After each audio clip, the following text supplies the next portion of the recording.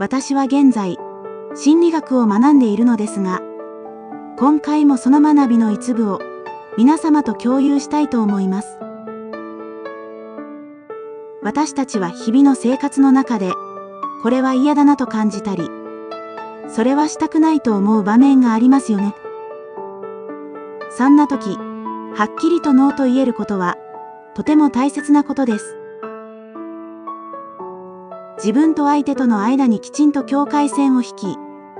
健全な人間関係を保つためにも欠かせません。でも、すべての場面でノーと言えば良いというわけではありません。なぜなら、ノーには、言うべきノーと、言わない方が良いノーがあるからです。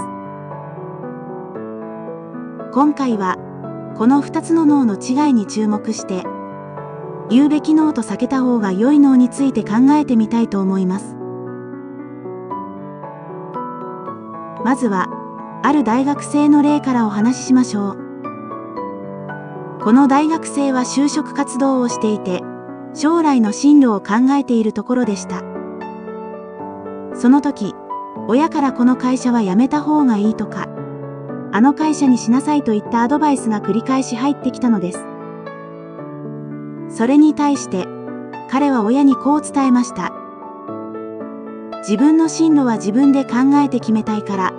口出ししないでほしいと。この場合のノーは、言うべきものでしょうか？それとも避けるべきものでしょうか？この場合のノーは、自立心を示す健全なものと言えます。この大学生は心理的に自立しているため、口出ししないでとはっきり伝え、親との間に適切な境界線を引いているのです。ここでのノーは、未熟さや幼さからではなく、自立した精神から生まれる望ましいものです。自分自身の意向を尊重するために、言うべきノーと考えられるでしょう。では、次のようなケースはどうでしょうか。結婚したばかりの夫婦の話です。夫と妻は共にフルタイムで働いており、妻は夫に家事を分担してもらいたいと考えていました。そして、妻は家事の分担について話し合いたいと提案しました。しかし、夫は不快な表情を見せ、僕は家事をするのは絶対に嫌だ。家事はすべて、君に任せたい。と答えます。さらに彼は、悪いけど、この話はもう聞きたくないから、今後一切話さないでほしいと付け加えました。確かに、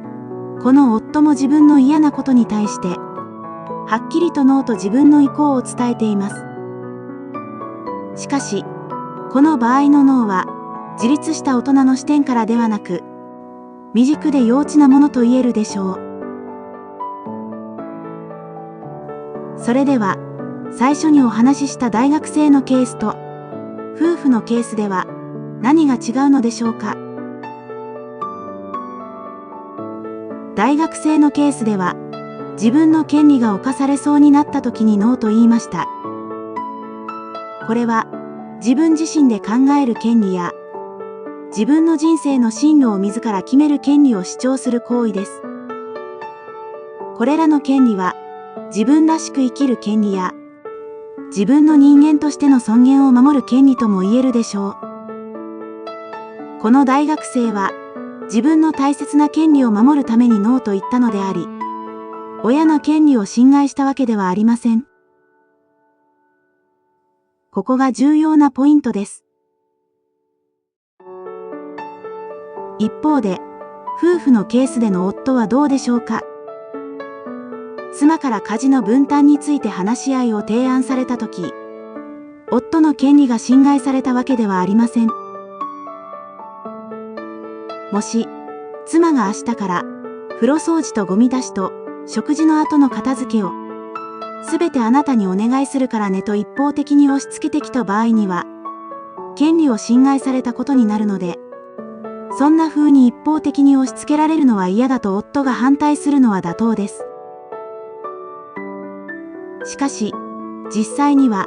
妻は単に家事の分担について話し合いたいと提案しただけです。この場合、夫の家事は絶対に嫌だ。すべて君に任せたいという反応は、夫婦としてのチームワークを拒否する行為とみなされます。そのため、この夫の反応は未熟で幼稚なノーと評価されるのです。自律的で健全な脳と未熟で幼稚な脳の違いを見分けるとき、アドラー心理学の理論である課題の分離は大切な考え方です。これは人生における様々な問題や選択を自分の課題と他者の課題に分ける考え方です。自分の課題は自分で解決し、他者の課題には干渉しない姿勢が求められます。では、誰の課題かを見極めるにはどうすればよいのでしょうか。それにはシンプルな質問をしてみると良いでしょう。それは、その選択によってもたらされる結果を最終的に誰が引き受けるのかという問いです。ここで、先ほどの大学生の就職のケースを考えてみましょう。就職先を選ぶことで影響を受けるのは、親ではなく、その大学生自身です。したがって、就職先について考えて選択することは、大学生自身の課題と言えます。親のアドバイスを参考にすることはできますが、最終的な決断は、息子自身が行うべきで、親が過度に干渉するのは、適切ではありません。息子が口出ししないでほしいと言った場合、親は息子の意向を尊重し、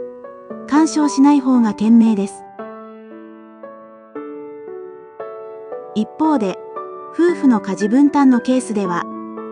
家事の恩恵を受けるのは妻だけでなく、夫も含まれます。家事は夫婦双方に影響を及ぼすため、夫婦の課題と言えるのです。にもかかわらず、夫が自分はやりたくないと拒否するのは、自分の課題を放棄していると捉えることができます。そのため、この夫のノーという反応は、未熟で幼稚なものと評価され、心理的に自立した大人の態度とは言えません。今回の話をまとめてみましょう。今回は、自律的かつ健全な脳と、未熟で幼稚な脳の違いに焦点を当ててお話ししました。望ましい脳とは、自分自身の権利を守り、他者との健全な境界線を引くために用いられる脳です。一方で、適切でない脳は、本来自分が負うべき責任や、義務を怠るために使われる脳のことを指します。私たち一人一人には、自分の人生における課題があります。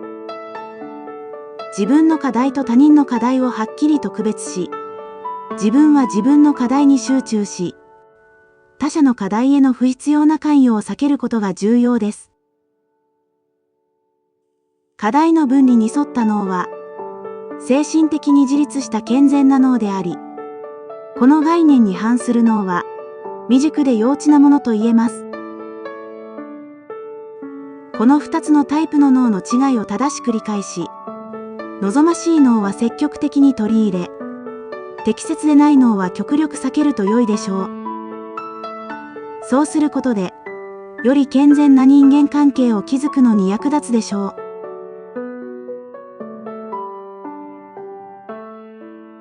ご視聴いただき、ありがとうございました。これからも時々、心理学の学びをシェアします。